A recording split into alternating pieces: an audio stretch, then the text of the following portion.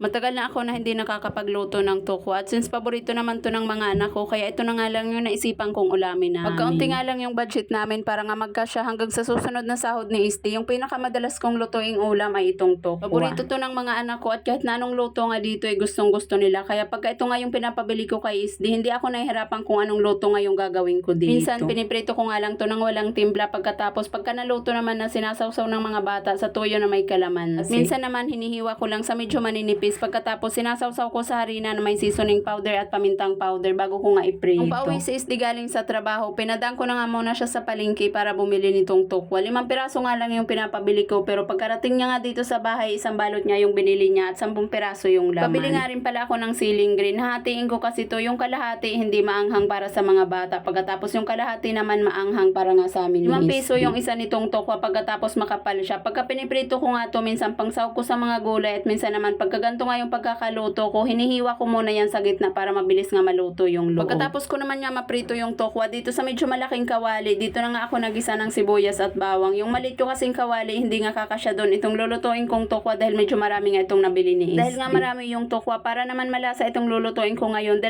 sachet nga ng maliit na oyster sauce yung nilagay ko yung tokwa dahil marami nga yung nabili ni Isdi at 10 piraso yung, pagkatapos makakapal pa nga kaya hinati ko sa gitna. Marami na nga siya nung naprito yung 5 piraso, kaya hindi ko na sana lulutuin pa yung iba, kaya lang naisip ko naman na baka kulangin niya dahil paborito nga to ng mga anak ko. Prinito ko na nga lang lahat at niluto ko. Pagka may natira naman pwede ngang baonin ni Isdi kinabukasan. Medyo maliliit nga lang din pala yung pagkakagupit ko dyan para hindi nga mahirapan magmuya yung mga bata. Buko iprito itong tokwa, wala nga akong pampalasang nilagay, kaya naglagay nga ako dyan ng seasoning powder. Pagkatapos medyo marami itong tokwa, kaya 3 pirasong itlog nga yung nilagay ko. Itong kalamansi, diretso piniga ko na nga dyan sa niluluto ko dahil nagmamadali na nga ako makaluto at yung mga anak ko nagugutom na, hindi sila nakatulog maghapon, kaya maaga nga sila nagutom at maaga nga sila matutulog. Yung nasa medyo malaking pouch na mayonnaise nga yung nilagay ko, pagkatapos naubusan na nga rin pala ako ng paminta na ginagamit ko nga dito sa kusina, kaya kumuha na nga lang ako doon sa mga tinitinda ko. Gaganto nga yung ginagawa kong luto sa tokwa. Mas gusto ko sana yung maraming itlog, kaya nga lang 3 piraso na nga lang itong itlog na natira. Pagka sumasahod si Isdi, isang tray ng itlog yung binibili ko. Minsan hindi pa nga umaabot ng 1 linggo. Pagka wala kasi kaming tirang ulam nung hapunan, kinabukasan yan almusal. Pagka tinanong nga yung mga anak ko kung ano yung gusto nilang ulamin, palaging nilang nire-request ay yung pritong itlog. Kaya napakabilis nga lang maubos nung isang tray na binibili ko. Yung pinapaabot ko sana hanggang sa susunod niya na sahod ni Isdi, pero hindi pa nga umaabot ng 1 linggo. Hatiin ko pala itong niluto kong tokwa, yung kalahati para nga sa mga bata. Hindi ko lalagyan ng sili dahil hindi naman sila kumakain ng maanghang. Yung panganay ko kumakain siya, kaya nga lang yung dalawa ko na ko nagrereklamo yung kahit na kaunting anghang. Minsan pagka nagluluto ako, pagka nadamihan ko nga ng paglalagay ng paminta, lalo na nga yung crack, pagka nanguyangan ng mga bata na ko, nagrereklamo nga yan sila pag may nalasahan niya silang maanghang. Pagkatapos ko makakuha ng para sa mga bata, yung natira dito sa kawali, ito naman yung nilagyan ko ng kaunting sibuyas at nung siling green. Sinama ko na nga lang din pala yung 2